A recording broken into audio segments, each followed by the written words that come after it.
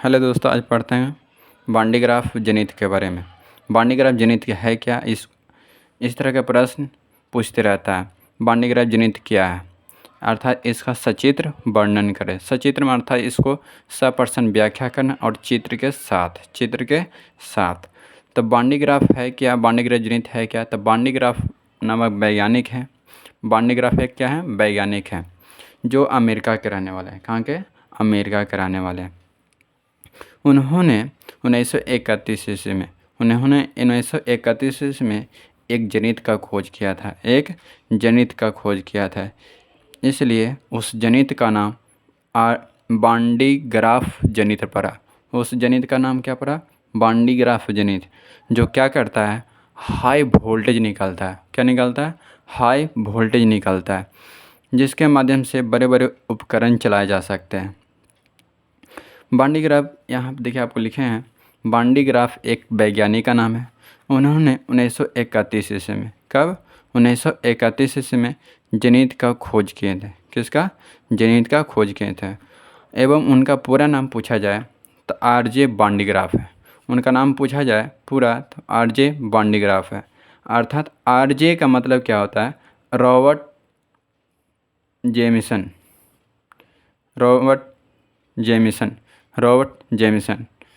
आपको मिलेगा। Robert Jameson मिलेगा आपका इसका वैज्ञानिक का नाम। बांडी ग्राफ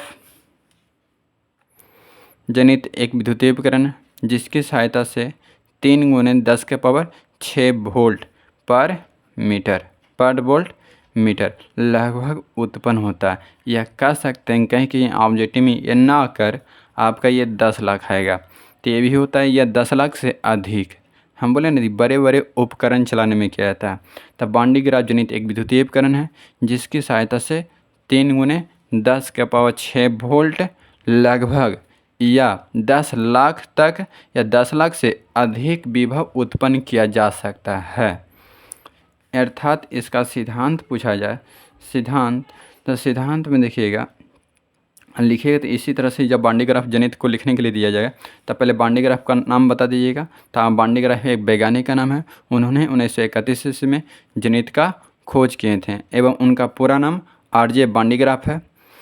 बांडी ग्राफ जनित स्टार डालना है। फिर बांडी ग्राफ जनित एक विद्युतीय उपकरण है जिसकी सहायता से 3 × 10⁶ वोल्ट पर मीटर लगभग या 10 लाख या 10 लाख से अधिक विभव उत्पन्न किया जाता है।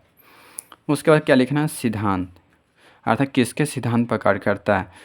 ये मुख्य रूप से 2 शर्त पर निर्भर करता है। किस पर, 2 शर्त है। क्या है कि जब किसी गोल चालक को आवेश प्रदान करते हैं, तो आवेश गोल चालक की सतह पर चला जाता है, क्योंकि गोल चालक की धारता त्रिज्या के क्या होते हैं, समानुपाती। आप गोल चालक के कारण धारता का व्यंजक प्राप्त किए होंगे, C = 4πε0 × r प्राप्त किए होंगे ना। तो वहीं से आपको पता निकल गया होगा कि किसी गोल चालक को आवेशित करने से उसकी धारता का मान क्या होता है, बढ़ता है।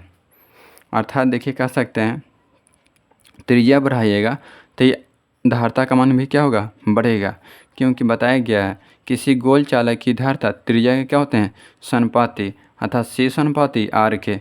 जब C = R के तब बताइए धारता पर क्या होता है, आवेश बटा विभव। आवेश को सूचित कर सकते हैं Q से, बटा विभव, समानुपाती किसका, R का, ठीक है। अर्थात कह सकते हैं जब आवेश का मान बढ़ाएंगे तो त्रिज्या का भी मान क्या होगा, बढ़ेगा, क्योंकि एक दूसरे का क्या है, समानुपाती। यहाँ आपको साफ साफ पता चलेगा। तो वहीं लिखें, जब किसी गोल चालक को आवेश प्रदान करते हैं तो आवेश कहाँ चला जाता है, गोल चालक के सतह पर चला जाता है, क्योंकि गोल चालक की धारता क्या होता है, उसके समानुपाती होते हैं, त्रिज्या के समानुपाती। तो C = R के। धारता और जानते हैं क्या, Q/V, अर्थात आवेश बटा विभव। आवेश का मान बढ़ाइएगा तो त्रिज्या की भी मान बढ़ेगा, लेकिन विभव का मान बढ़ाइएगा तो त्रिज्या का मान घटाना पड़ेगा, तब ये वोल्टेज का मान बढ़ेगा। जब समानुपाती हटता है तो कोई ना कोई कांस्टेंट वैल्यू आती है, तो 4πε0 क्या आता है, कांस्टेंट वैल्यू आता है। उसके बाद दूसरा पॉइंट देखिएगा, नुकीले भाग का पृष्ठीय आवेश घनत्व क्या होते हैं, अधिक होता है। आपको पढ़ाया जाता है कि विद्युतीकरण में तिरछा नोक नहीं छोड़ा जाता है, क्योंकि वहाँ पे क्या होता है, ऊर्जा की हानि होता है। अर्थात कह सकते हैं विद्युत उपकरण में तिरछा नोक छोड़ने से विद्युतीय आवेश की क्या होती है, हानि होती है। कैसे? जैसे कोई तिरछा नोक रहता है, तो जैसे मानो कि यहाँ पे कोई नुकीला चीज़ है, ठीक है, तो यहाँ पे क्या होता है, यहाँ पे कण जो रहता है धन आवेशित हो जाता है। क्या होता है, धन आवेशित, जिसके कारण क्या होता है, नुकीले भाग का पृष्ठीय घनत्व, अर्थात मानो कि यहाँ पे आवेश दिया जा रहा है, ठीक है, इससे तो मानो कि थोड़ा सा ही है, लेकिन क्या होगा, इसका कण वायु है, तो वायु में कण पाए जाते हैं, तो कण क्या होंगे, धन आवेशित होंगे, तो उसके नज़दीक और भी कण होते हैं, तो सभी क्या होंगे, धन आवेशित, जिसके कारण क्या होता है, उस पर आवेश का मान और अधिक हो जाता है। आवेश का मान और क्या होता है, अधिक हो जाते हैं। उसके बाद क्या लिखना है, बनावट। क्या लिखना है, बनावट। तो बनावट में उसको हेडलाइन मार दीजिएगा, उसको अर्थात हाईलाइटेड कर दीजिएगा। उसको नीचे से लिखना है बांडी ग्राफ जनित्र में। बनावट में वही लिखना है जो आप फिगर में करिएगा, अर्थात देखिएगा, वही करना लिखना रहता है। तो बांडी ग्राफ जनित्र में एक खोखले गोल चालक लेते हैं। क्या लेते हैं, खोखले गोल चालक होता है या गोल चालक लेते हैं, ठीक है, जिसे क्या करते हैं, कुचालक स्टैंड पर रख दिया जाता है, और उस गोले के बीच में, उस गोले जो गोला लिए थे शुरू में ना, उस गोले के बीच में P2 घिरनी होता है, जिसके निकट K2 कंघी होता है, जिसके निकट क्या होता है, K2 कंघी होता है। P2 घिरनी के नीचे P1 घिरनी होता है। P2 घिरनी के नीचे क्या होगा, P1 घिरनी होता है, जिसके निकट K1 कंघी होता है।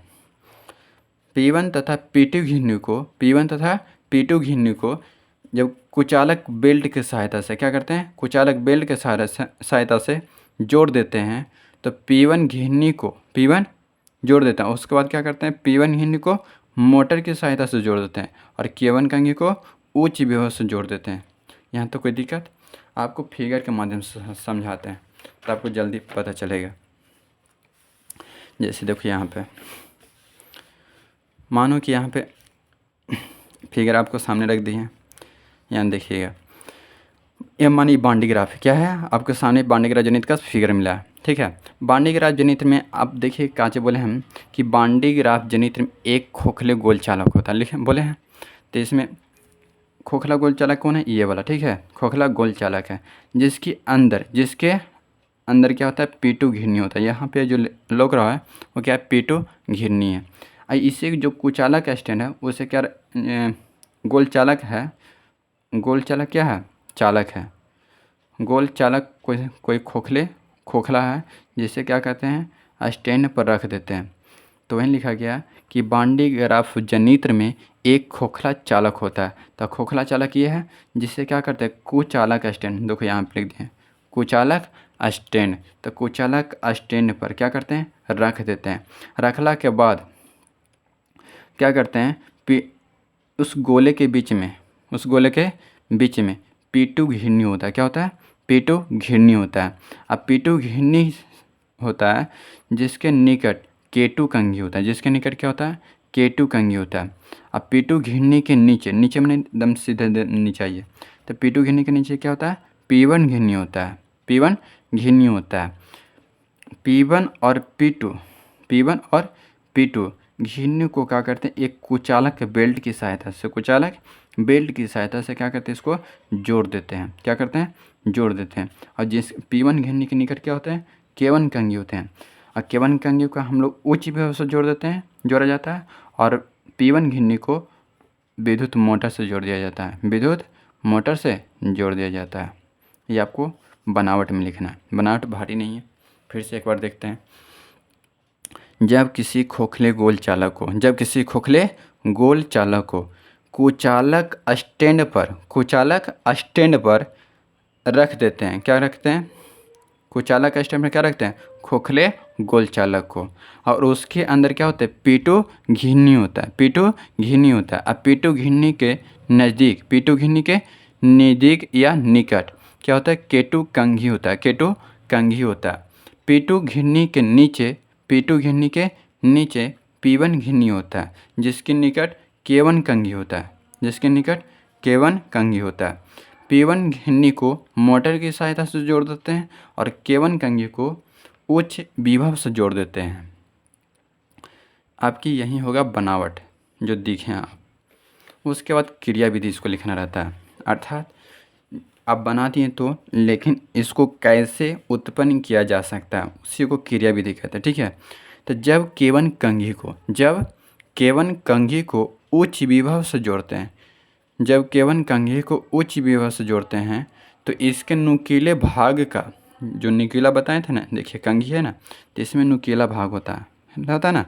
तो वही कहता है कि जब K1 कंघी को उच्च विभव से जोड़ते हैं तो इसके नुकीले भाग का पृष्ठीय आवेश घनत्व अधिक होने के कारण आवेश धूलकण वायु से परिवर्तित होकर निरंतर आवेश बेल्ट की सतह पर पहुंचते रहता है।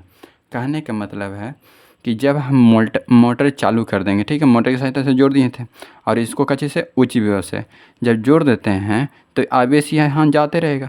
तो नुकीले भाग पर हम बताए थे कि नुकीला कोई भी चीज़ रहेगा तो हम हवा में क्या होता है, धूलकण होता है मेन, ठीक है।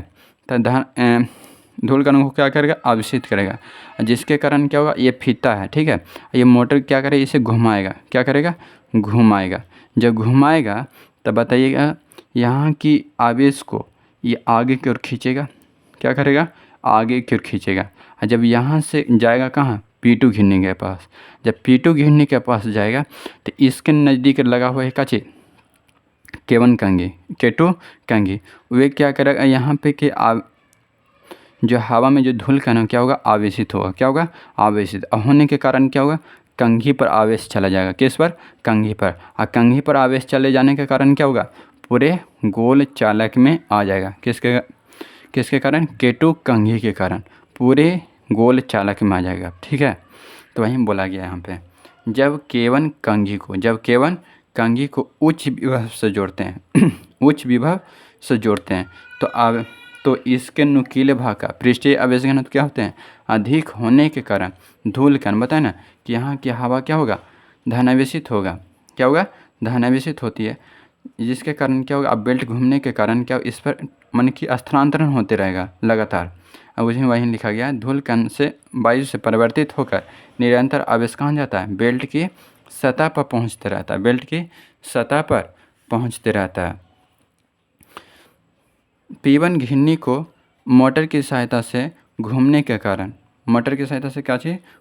कारण P2 घिरनी से होते हुए K2 कंघी के द्वारा आवेश कहाँ चले जाते हैं, गोल चालक की सतह पर पहुंचते रहता है। अभी बताया ना, P2 जैसे यहाँ से बेल्ट को घुमाया जा रहा है तो क्या होगा, यहाँ से आवेश आएगा तो यहाँ से बेल्ट की सहायता से ऊपर जाएगा। जब ऊपर जाएगा तो P2 घिरनी से कहाँ जाएगा, K2 कंघी, और K2 कंघी के बाद क्या हो जाएगा, गोल चालक की सतह पर चला जाएगा, किसका, गोल चालक की सतह पर क्या होगा, पहुँचते रहेगा हमेशा, अर्थात जब तक चलते रहेगा। तो वहीं कहता है कि पहुँचते रहता है। यही प्रक्रिया कुछ देर तक निरंतर करने से गोल चालक की सतह पर उच्च आवेशित हो जाते हैं।